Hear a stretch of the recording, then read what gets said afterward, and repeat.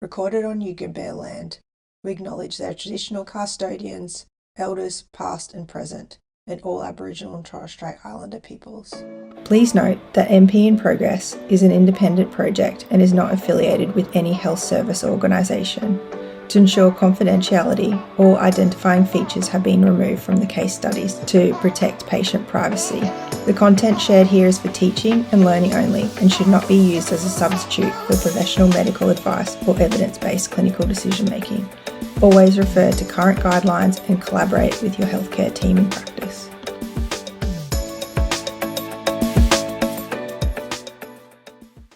Welcome, Lynne Willis, to NP in Progress. Now, I got your details from my mentor, Loie, and she texted me while you guys were doing a course together down south, and she's like, you need to get this woman on your podcast. She's a legend.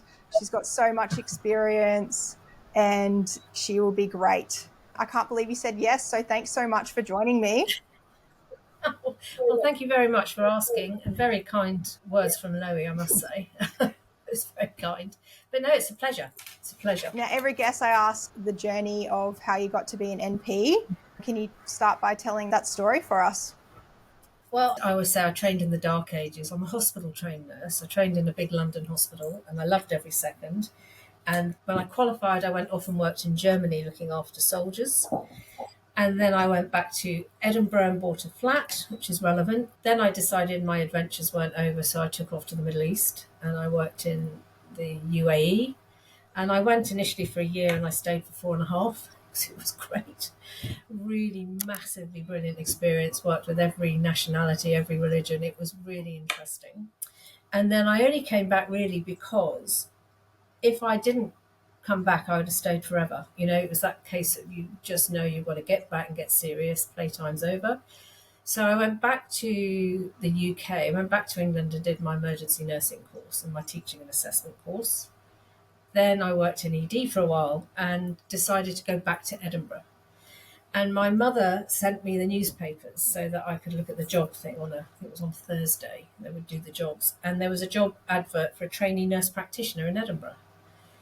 And I thought, oh, I can't do that. I can't do that. So I put it in the bin. And in the middle of the night, I got up and got it out the bin. And I applied for it. I decided, why can't I do that? Of course you can do that. So I applied for it, got the job, so moved back to Edinburgh. So that was my favourite city. And I had my flat there and it just made sense. But I suppose within minutes of starting the job, I knew I wasn't going to be doing anything else. The learning curve, let me tell you, well, you'll know, it's incredibly steep. And I've had many an occasion where I thought, when are they going to walk in, open the door, tap me on the shoulder and say, hey, mate, you're rumbled, out you go, you can't do this. You know, that sense of, well, it's the imposter syndrome. And I think we all suffer from that. And I still do sometimes. So interesting. So that's how I got to be a nurse practitioner. So I trained up in Edinburgh and then I went down to London again. Worked as a nurse practitioner, did my bachelor degree in emergency nursing that was skewed towards autonomous practice, sports injuries, minor ailments, pharmacology and research. I managed to fit my degree to where I wanted to go, which was quite nice. And then once I did that, I met my husband, who's Australian. I came to Australia. But that was my journey. It was almost accidental.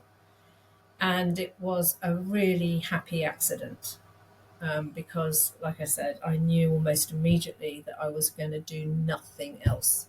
Could you be a nurse practitioner straight away in Australia? No, no, that was a very interesting time. I knew it was different. I'd been doing it for 9 years in the UK. I'd gone back down to London. I worked at Chelsea and Westminster, which was one of my favourite places. It was really supportive, very pro-nurse practitioner, fantastic team of nurse practitioners. We worked alongside a physiotherapist and we had a registrar and an RN in our little area. And we used to take the first thing off the rack and you took it as far as you could take it. And then when you came to the end of your abilities, knowledge-wise or experience-wise, you went to the registrar. The registrar would help you get through to the next stage. And eventually, you end up seeing more and more and more. And next time you pick it up, that same presentation, you take it a bit further. And that's how we grew. And we had a regular teaching input from the consultants. One would teach us physical assessment, one would teach us pharmacology. So we were really nurtured and very well supported. So that was a very happy time in my life.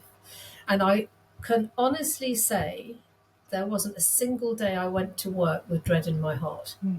I always went to work looking forward to the day, which says a lot for the hospital, really, and the department and my colleagues. It was a great time. So I was really happy. I was working autonomously. I was working well supported. Then I came over to Australia, and I came over on a holiday and did my research, popped into EDs, made appointments, spoke to somebody here, there, and everywhere, spoke to people at the university, and realised that I was going to have to start again, basically. I went to one university that shall remain nameless, and I said, I'm a nurse practitioner in the UK, and I want to. And she interrupted me and said, "Oh, I know you say you're a nurse practitioner." And I thought that was a shocking put down to somebody that she knew nothing about. And so I started slightly on the back foot. But at the same time, my choices were you either go back and do something different, or you don't let them beat you. You do what they ask you to do, and you become a nurse practitioner in Australia. You know what? I did it. It took me 4 years. And at the end of it, I know I had burnout. I ended up, when I qualified, as I got endorsed, I said bye. And I took off and I did some remote area nursing just to get back into not thinking about nurse practitioning. I had to take a break from it. And then I came back and went straight back into ED as a nurse practitioner. So I just took a little bit of a break, which I have to say was also one of the happiest times of my life. I did remote and rural. What an experience that was from a little pom over in Australia, and I was working in the Red Centre, and totally different side of Australia I saw, which was wonderful. And I came back with a chihuahua, which I never would have believed I'd have had. So was I glad I did it? Yes, very glad I did it. And did I need that break? Definitely. I needed to step back, ground myself, refresh myself, and then go back into it. I went back into nurse practitioning in ED, happy again. But it was a very tough journey, I don't mind saying. Yeah. I think that the Indigenous community really does something to people, really brings them back down to earth and really shows, I guess, appreciation. My wife, I did some online dating, I'm not going to lie here, and we kind of did long distance for a while. She lived in Catherine and she was a school teacher in a little primary school, and she often tells me that coming to the Gold Coast, it's challenging for her because in this Indigenous community, people appreciate your time, they respect you. Translating that to healthcare, these people don't have everything at the drop of a hat and really appreciate everything that you do compared to metropolitan hospital where healthcare is just nothing to them. They just walk in and you get everything. I think there's also an enormous difference from the way you approach a patient and how they approach you back. And so I learned a very different way of starting a conversation with a patient. In ED, we're always pressed. Time is of the essence. You've got a massive waiting room. People are getting a bit tetchy because they've been there for hours. You just want to help them. You want to get through them. So you bring them in. So what's the problem? Bang. What's the problem? Why are you here? What have you hurt? Whereas in the Indigenous community, you can't work like that. So I learned very quickly that you bring them in and you say, "How are you today?" And you had to go around the houses before they got to the point. And you have to let them get to the point in their own time. And I loved that. I loved that because I learned so much more about their health, all sorts of stuff, really. It was a very different approach. You started from the outside and you worked in. Whereas in ED, I feel we start from the inside and work out. It's called clinical yarning. I'm no expert at it at all, but I definitely want to immerse myself in the culture of doing clinical yarning because I think it translates to everyone. And yes. Yeah, I absolutely. think it's super Yeah, important. If you don't take the time to understand this or link in with a identified person to learn this skill, you're really not doing yourself any justice. I agree with you. Absolutely. I started my journey on this at the end of last year. A few weeks after we finished, I kind of got to this hell of a ride of the first year and went, I still have no idea what this decision making is, how you take a history and how you frame your focus questioning. And I just went on this deep journey and started my podcast. And I didn't think it was going to take off. And I thought maybe if I can help one person's journey be a bit easier, great. But obviously, people are loving this. And, I'm so grateful for you to say yes, because we had this phone conversation. You've got so many great points, and I can't wait to share them today. Thank you. Well, I think it's a really good idea. And I think, as I said to you after our phone conversation, and you sent me lots of links to things, I love it when people share information that has helped them, because a lot of people don't, for various reasons. They might think nobody else would be interested, but this podcast, you're sitting in the car, why not listen to something? And then you find yourself turning off the engine and carrying on listening, because I'll just wait until the end of this podcast, then I'll get out of the car and go to the shops or whatever you're doing. So it really did stimulate interest. So I think it was a fantastic idea. Thank you. Let's go to our first questions. You actually haven't told us how many years you've been a nurse practitioner now. Right. It was 28 years on the 7th of January. So that's how old I am.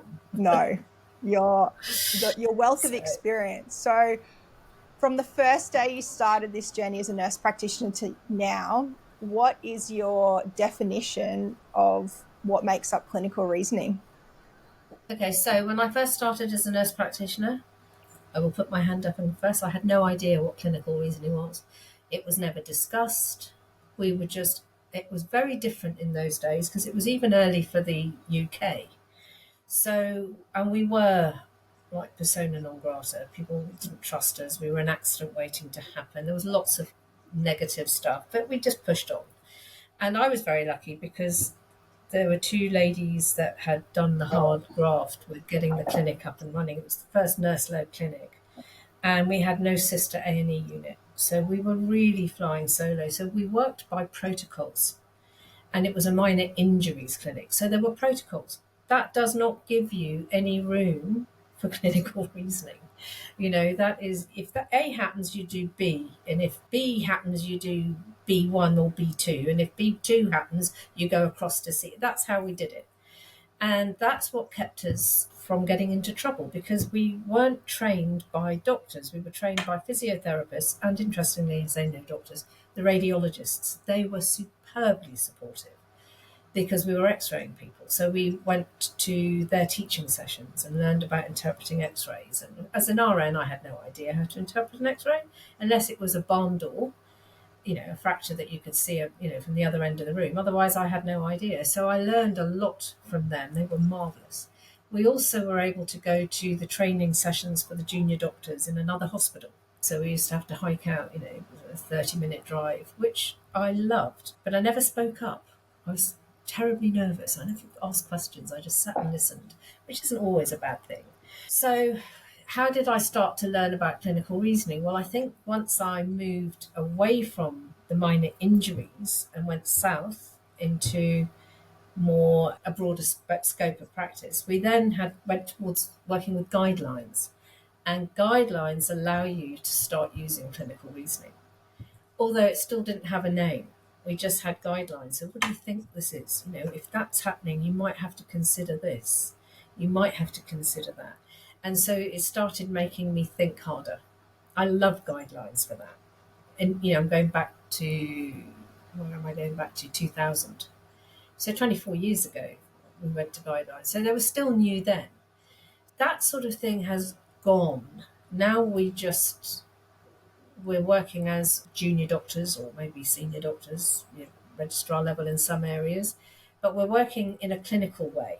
We're not doctors. We don't have the same training as a doctor, and they are trained in clinical reasoning, in much greater detail. We don't get that as a rule as nurses, and so I have found that you almost fall into it accidentally.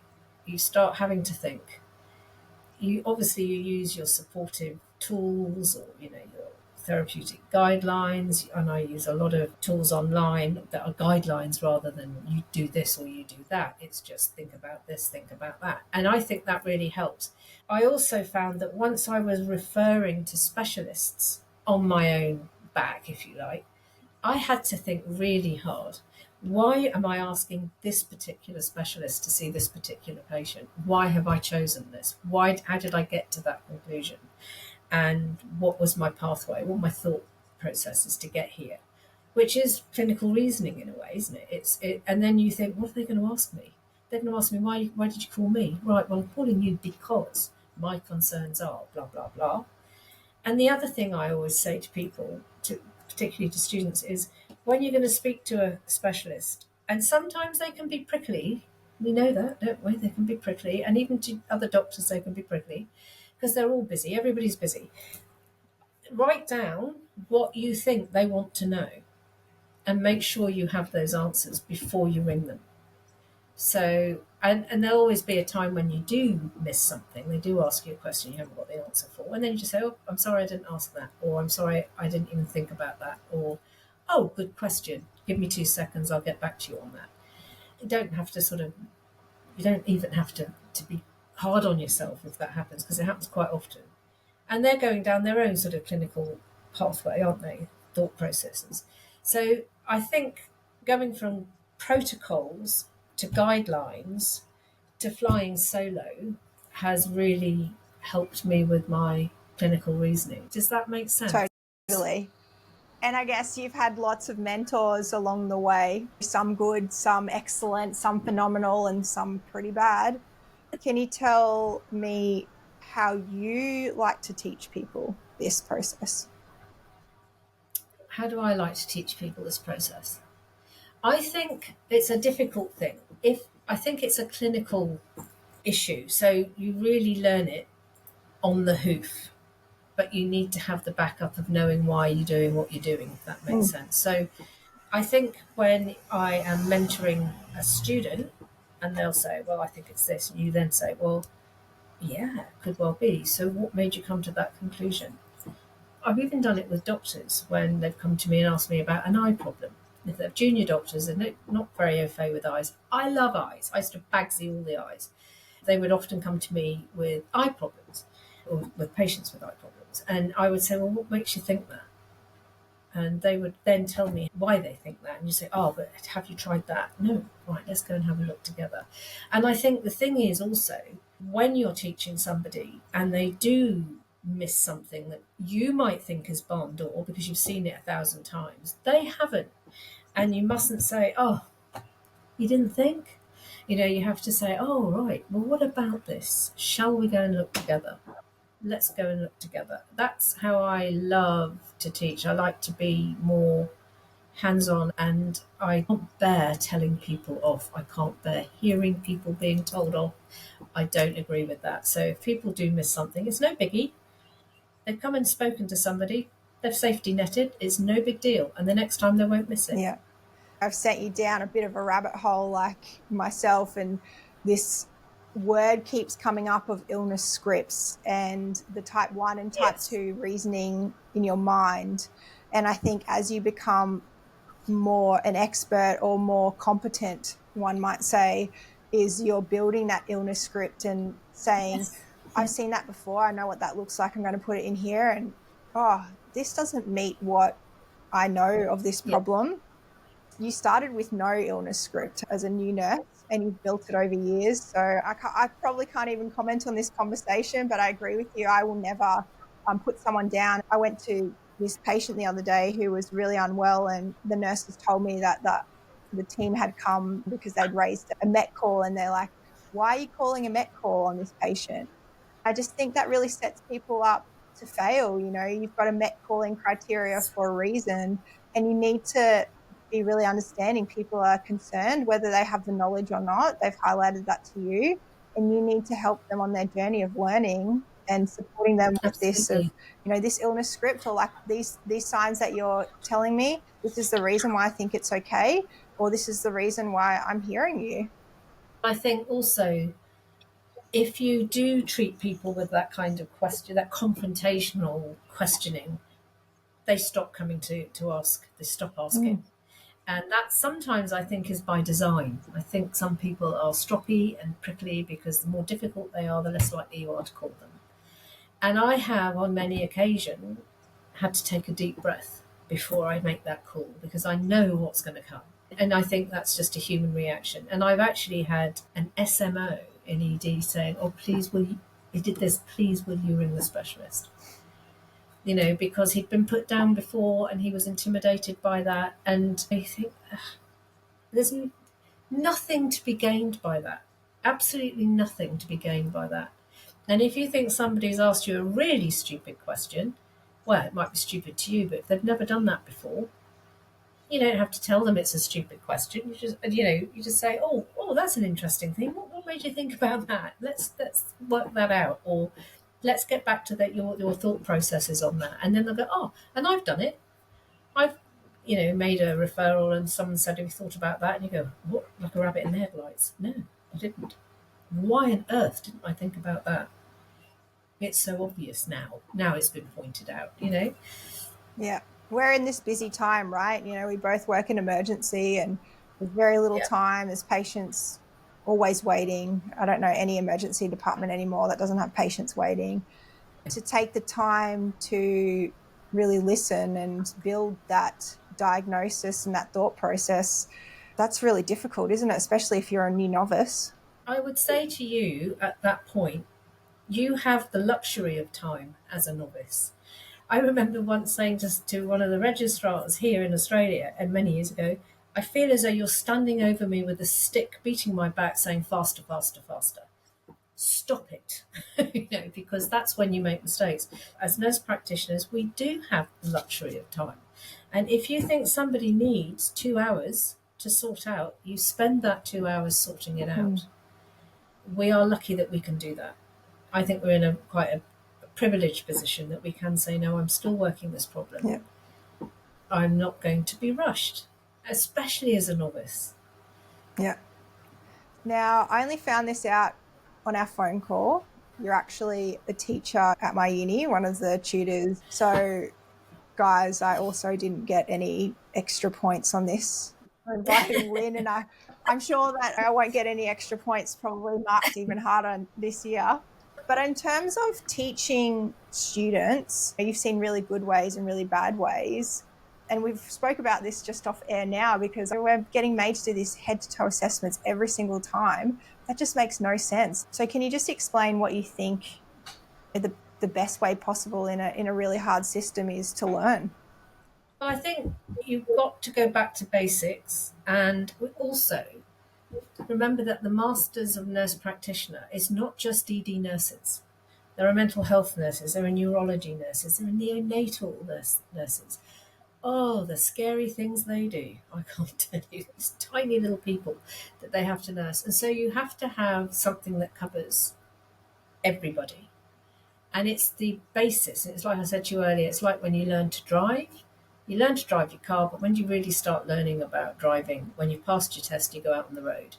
I think the same with a student nurse. You don't really start learning until you're out there putting hands on. And it's the same as a nurse practitioner.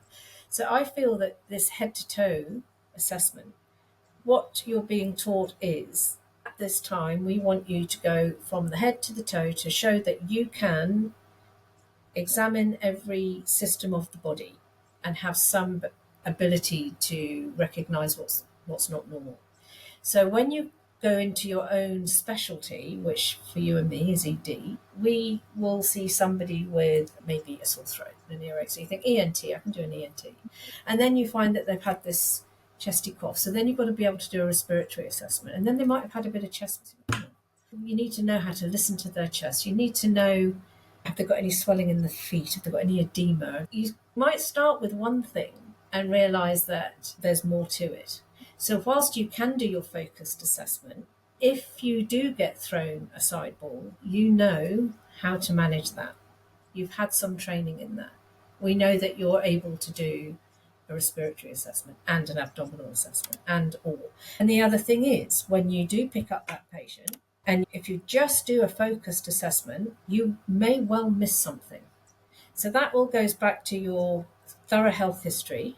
Then you do your focused health history. Then you do your physical examination. As you go through your physical examination, you might find something that changes your whole thought processes, because you think, oh, well, that's unusual. You've got this. Oh, yeah, I've had that for a while. Or, so you think, right, this could be going on. I have to exclude that. So that's why you're taught to do a head to toe. It's not because you're expected to do a head to toe on every single patient. It's just that if you need to, you can do it. It's like I was saying to you earlier, when I was a student nurse way back in the hospital training days, and we were being taught, we were brand new nurses. We didn't know anything really. And we were the carers as well. We were hospital trained. So we were taught how to do this, you'd have to do something. This is how you look after a patient in this position, and that's how you do that. And then we would say, but we don't have time. We don't have time to do all that. It's all very well for you in a classroom to say we've got to tick all these boxes. We don't have time. They said to us, we know you don't have time. We know that you will cut corners because you have to cut corners. But if we teach you the thorough way of doing it, when you cut corners, you will cut corners safely.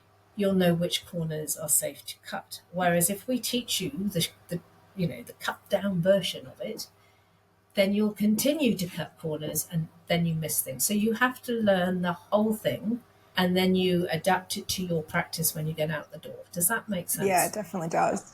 Yeah. I find it really important. I missed out on that. I didn't learn about abdominal assessments when I first started. I had to learn that later, and it was hard.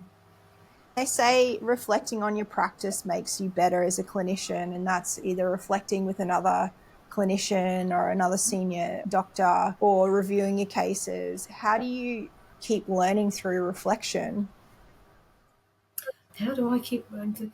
Well, I reflect on every patient I ever see, and I've done that probably a bit strange. When I write my notes, every time I've ever written notes, I write them as if somebody that doesn't know me or this patient is reading them. And then I read over my notes and have I got everything? And then, finish that patient. Then later I think, could I have done this? Should I have done that?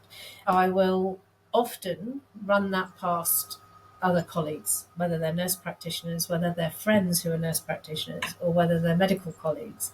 And I will say, well, look, this happened and I wasn't happy about that. And you hear stories where people say, oh, don't worry about that. I missed a scaphoid fracture. I mean, who misses a scaphoid fracture in ED? Nobody. And I did. And I went and I looked at my notes. I had considered it. I'd written that I'd considered it. And then the senior doctor said, no, that's nonsense. That's not. So I didn't follow my own instincts. And I thought, well, he knows more about it than I do. This is going way back. And when I went to the consultant and said, look, I can't believe this has happened. I missed this and this poor man. And he said, oh, Lynne, if I called back every doctor that missed something, they'd be so demoralised they'd give up medicine. It's okay. You missed it, you won't miss it again. You knew what was going on and you didn't listen to your own instincts. You won't do that again. Positive. It wasn't a telling off. It was, get over yourself, Lynne, it happens. And the patient's not dead. But it's not a good thing to miss. We did put it right, and it was very quickly picked up on the radiology report. So it happens. I could have just dealt with it myself, but no, I went and discussed it and reflected on it and got some really good input from my consultant, who was incredibly supportive and almost laughed and said, Linda, my poor doctors would never come to work if I had a go at them every time they miss something. Yeah. And it's human. But as long as I think another thing that's really worth pointing out, and I'm slightly off on a tangent, I told you I do that, is never be afraid to say I got it wrong. And that's part of the reflection process. I got it wrong. What should I have done differently?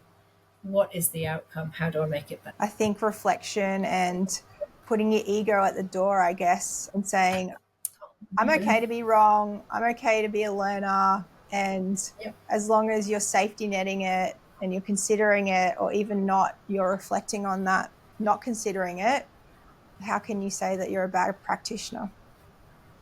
Yeah, absolutely. Can you share a clinical scenario that really tested your clinical reasoning skills? Yeah, I was thinking about this because there's quite a few, really. It's just trying to remember individual cases. When I was very new to the role, and again, we were going on with protocols and rather than guidelines, and certainly not doing clinical reasoning, when somebody came in with a sore wrist, and so they present with their history, sore wrist, and immediately, because of the role I was in, I was like, oh, he's probably fallen on it, or it'll be a fracture, or it'll be a sprain, or it'll be this. And the more I talked to him, I couldn't find anything wrong with his wrist except it was weak. And he had no other symptoms. He had nothing else going on at all. He just had this weird feeling in his left wrist. So there wasn't an injury. I knew that I had no idea what was going on, but I knew something was going on, and I couldn't just send him home to go to his GP. So I went next door to our acute receiving unit, who were nothing to do with us, but were very supportive. And I spoke to somebody there, and they said, "Oh, yeah, send him in. We'll have a look at him." And he'd had a stroke. And I thought, oh, I completely missed that he'd had a stroke, but I knew something wasn't right. So that was another learning thing for me. You think, oh, you've got to think outside the box. If something's not right, something is not right, and you've got to try and work out why it isn't right and what are the implications of that. And don't just send people out the door saying, well, I'm not quite sure, but follow it up with the GP. Quite often, that would be maybe an appropriate thing if it's a chronic problem, but I don't think it's necessarily a good thing if you just give up without. I could have missed a stroke, and he got treatment quickly, which was good. But he didn't have any other symptoms whatsoever. He did not fit with what I had decided he should have had. I had decided it's going to be this, and when it wasn't, I was thrown into disarray. But looking back on it, I did the right thing. I went and got help and said, I do not know what's going on here, but something's not right. The more I listen to these stories, because I find I learn more from stories than from reading a textbook. You listen to these adverse events and people put this round peg into a square hole just because a couple of the sides fit, and then that's it. Yeah. That's when they get into this early closure or diagnostic momentum, they call it. In my mind, I want to have this little pattern that stops me from doing that. Obviously, I don't have enough knowledge right now, and the more I read, the more I learn, it's going to get better and better. But I guess a question to you is, how do you know when your knowledge isn't enough, that you're, putting this round thing into a square? I think it's going back to that saying, the more you know, the more you realize you don't know. And I think it's just learning, it's just experience and seeing the same thing over and over again and thinking, yeah, it's this. Oh, that's not quite right. And why? You see it with lots of different things. I saw a chap with a red eye years ago, and nobody knew what it was. And I spoke to the ophthalmologist at the time, who didn't really want to come and see the patient, wasn't interested. I eventually got them to see the patient because I had no idea what was going on with this chap with a very sore eye. Actually, it wasn't sore. That's right. It was painless. That was the problem. It was painless. And so nobody took it seriously. He had thelmitis. He had an infection of every structure of his eyeball. And he ended up having to have antibiotics injected into his eye. The ophthalmologist almost told me off. I referred him to you because I obviously hadn't given the story properly, and he didn't pick up on the red flags until I insisted he was seen, and then it was like. Whereas if I had presented it to him in a better way and hadn't gone all around the houses and got him bored before I'd even got halfway through my story, he probably would have picked up on it early. So it was a lucky catch. I used to say to one of my consultants, I want to talk about this patient, and he'd say, oh, Lynne, you're boring me now. Can you just get to the point? So that's another. Yeah, this problem representation, never heard of it, have started listening. And I don't know if you've listened to any of the Nicola Cooper ABC clinical reasoning book that I sent you. She talks about problem representation and presenting it in a way that people will keep listening. That's a skill in itself. Yes, it really is. And especially when you first start doing this, you'll find a missing a point that you. And the other thing that I have to say is some doctors in my past have said, present this to me properly, which means I have got a 45-year-old gentleman who is right hand dominant and works as a this and works as a that and does this, da da da da, and they want that whole thing. Then another one will say, what is the problem?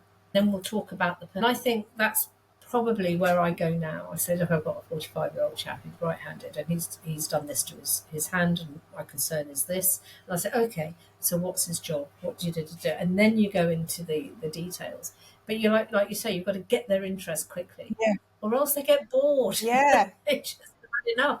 Get to the point. And they're like, just say it in one line. I'm like, yes. How the hell do you do that? And it's hard. It is really hard, but practice. Yeah. And the other thing is you'll soon work out who likes it done one way, who likes it done another way. Having said that, you shouldn't have to pander to individuals. You should do it the way that you think is the right way to do it.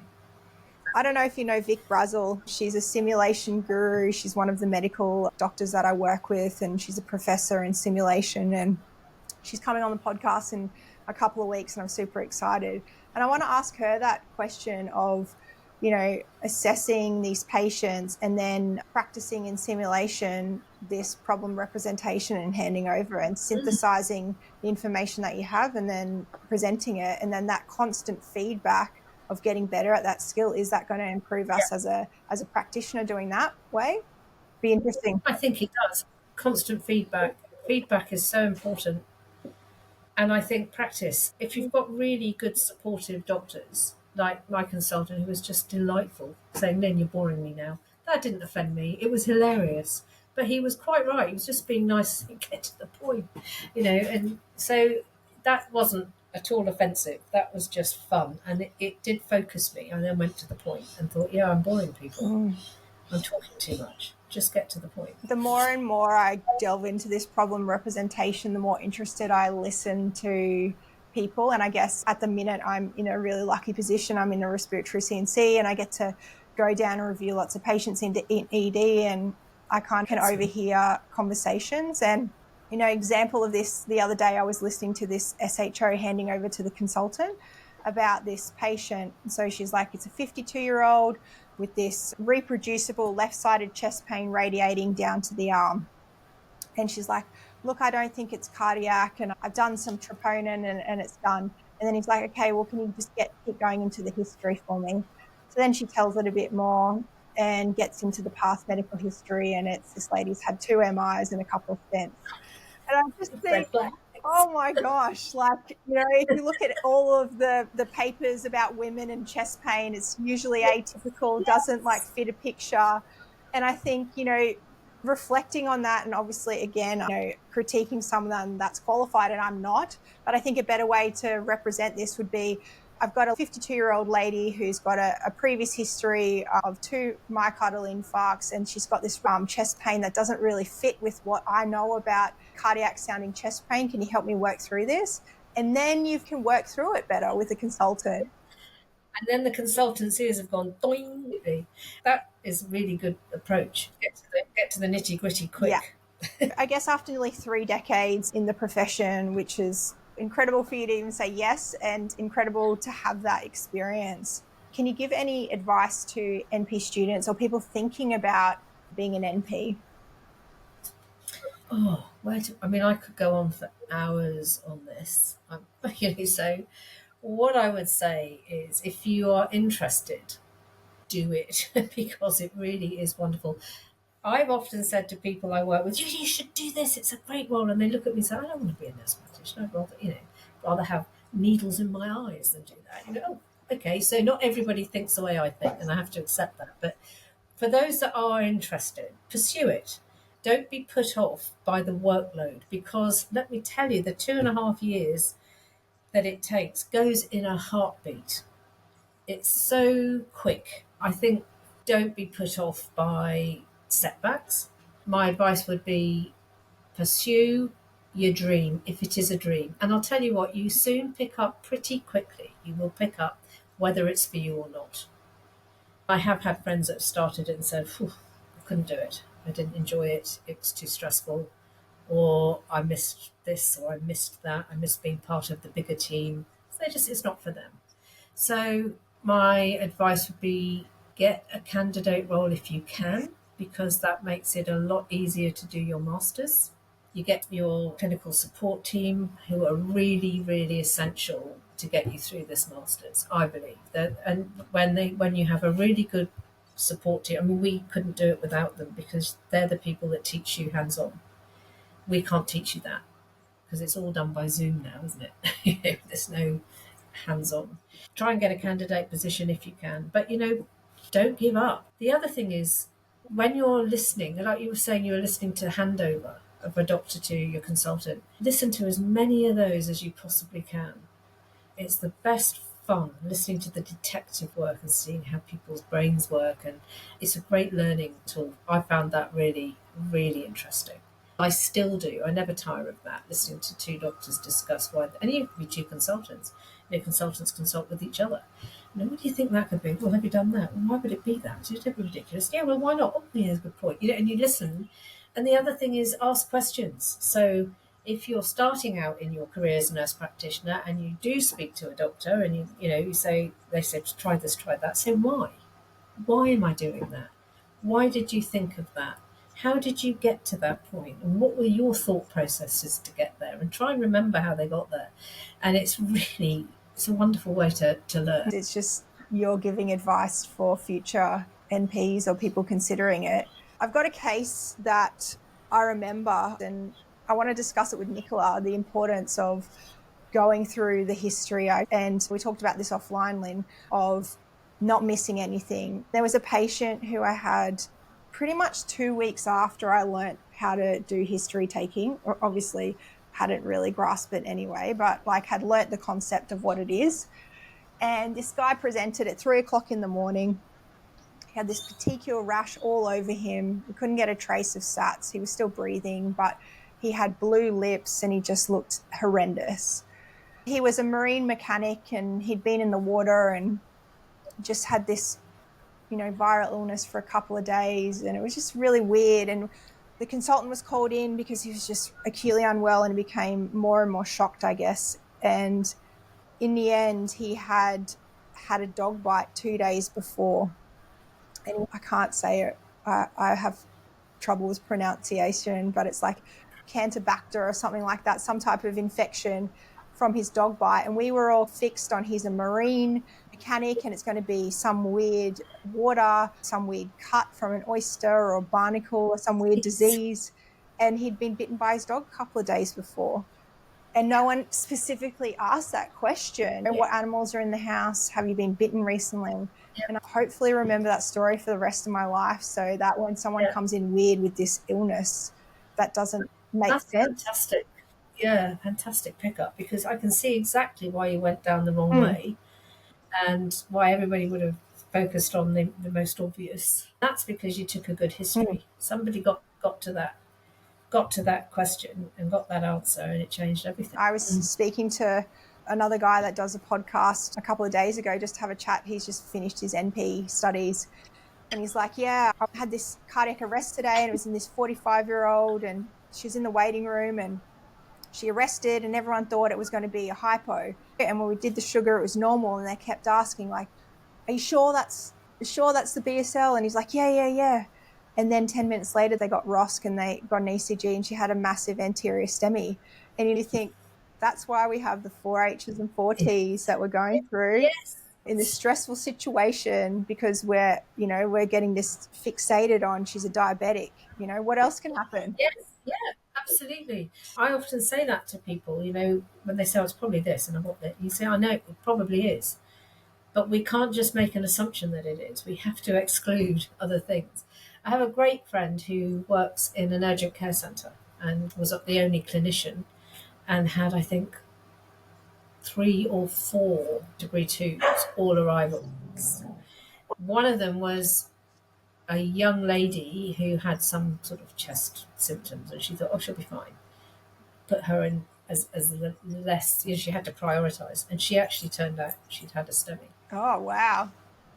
So there's So atypical she chest said, pain that the female meets in this not criteria that, they've not tested properly. absolutely. And she was really run ragged, but she picked it up. She managed to pick it up. There's an interesting thing, I don't know, I thought it was interesting. When I was a student nurse, we were told this. It was a video thing. In those days, they were just videos. And it was, they put a load of medical students in one room with a man as a patient, simulation, and they put the same amount in with a female as a patient, and they were actors, obviously, and they had exactly the same script about chest pain.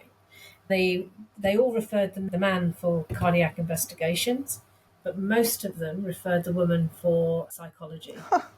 She's stressed. Yeah. She's anxious, it's anxiety. Maybe she needs some input with. And that was just something I was taught as a very junior nurse. Don't assume just because it's not likely that it hasn't happened. That was just as a nurse. What I mean is as a student nurse, where that was to teach us if somebody is deteriorating. Don't assume because they're female they're having an anxiety attack. They could actually still be having a cardiac arrest. It was just an interesting, and that was, well, I'm going back almost 40 years that happened. It's probably changed a bit now, but an interesting story, I thought. You bring another interesting point up. The other day I had this patient who presented with vocal cord dysfunction, VCD. So this patient came in really atypical symptoms and hadn't had a ENT visualized ED diagnosis. They did it by exclusion, and previous 6 months she had a BiPAP for this stridor, and that fixed the problem, so put it down to VCD.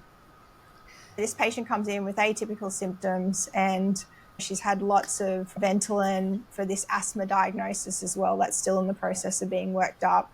And this VCD of just not talking, that was her symptoms. No stridor, so kind of wasn't typical VCD. And in the end, they did a scope, but she'd started talking at 10 minutes prior. So again, you can't label that because it wasn't an active symptom. And they said that it was a functional VCD.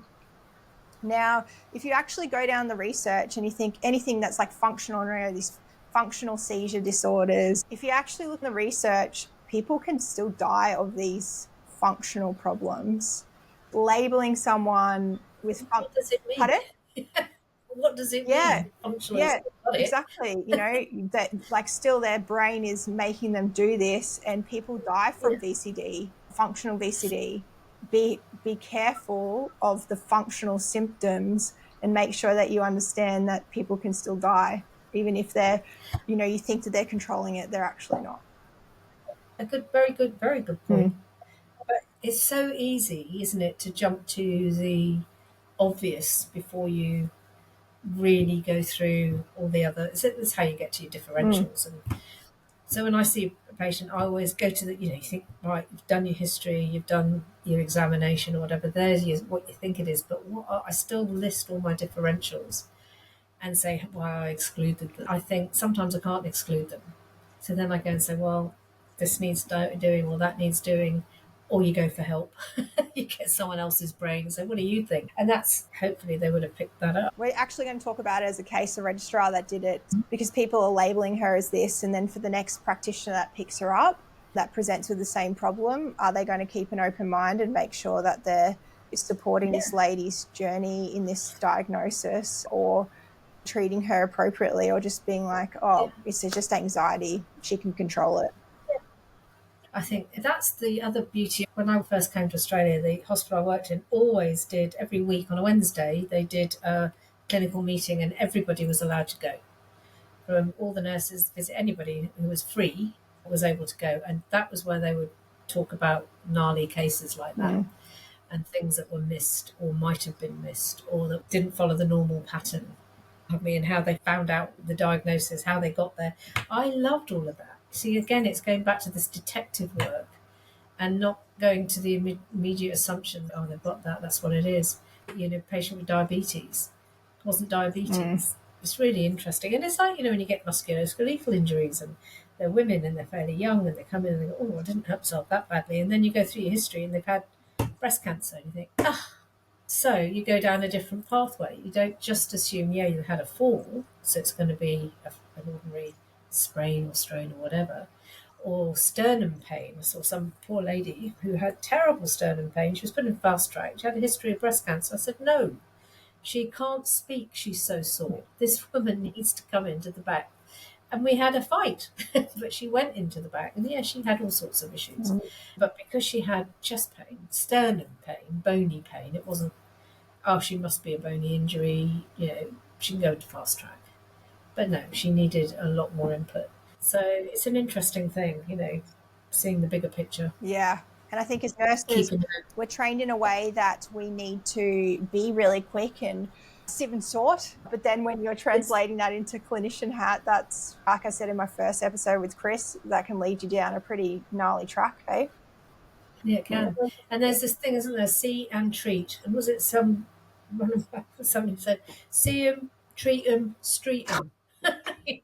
No. But it was very funny at the time, but that's not how you should be practicing fast track.